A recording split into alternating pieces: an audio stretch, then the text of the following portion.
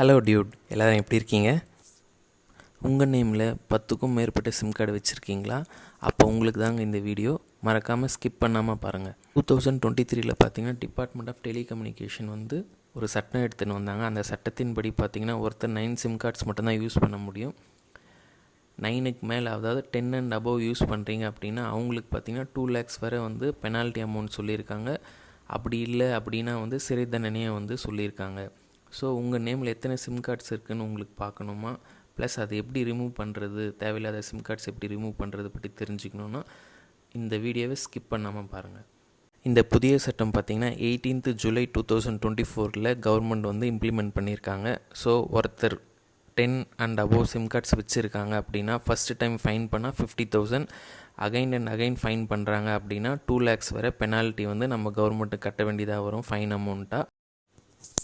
Jio sim cards பார்த்திங்கன்னா launching டைமில் எல்லாருக்குமே ஃப்ரீயாக கொடுத்தாங்க. ஸோ ஆதார் கார்டு கொடுத்தா ஜியோ சிம் ஃப்ரீயாக கொடுத்தாங்க. நம்மள எல்லாருமே ஜியோ சிம் வாங்கியிருக்கோம், யூஸ் பண்ணியிருக்கோம்.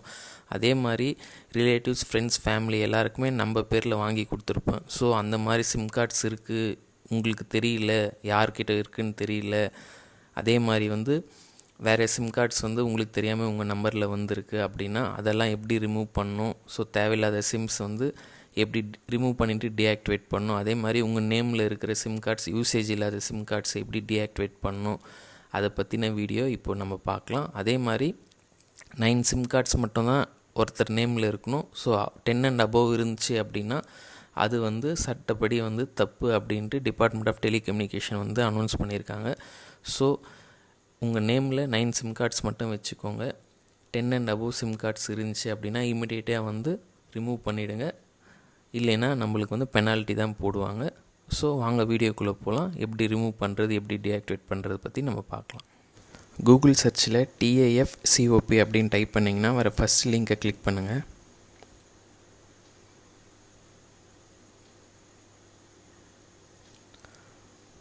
நெட்டு ஸ்லோவாக இருக்குதுன்னு நினைக்கிறேன். ஸோ இப்போ பார்த்தீங்கன்னா நம்மளுக்கு டிபார்ட்மெண்ட் ஆஃப் டெலிகம்யூனிகேஷன்ஸ் அப்படின்ற பேஜ் வந்துடுச்சு. ஸோ இது இப்போ கீழே அப்படியே ஸ்க்ரால் பண்ணிகிட்டே வந்தீங்க அப்படின்னா இங்கே மொபைல் நம்பர் என்ட்ரு பண்ண சொல்லி கேட்கும். So 10 digit mobile number enter பண்ணிவிட்டு அடுத்து நம்ம கேப்சா என்ட்ரு பண்ணணும்.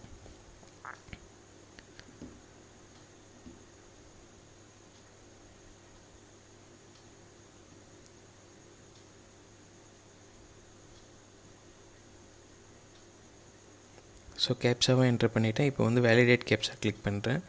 ஸோ நம்ம கேப்சா கரெக்டாக இருந்தால் நம்மளுக்கு OTP ஜென்ரேட் ஆகும்.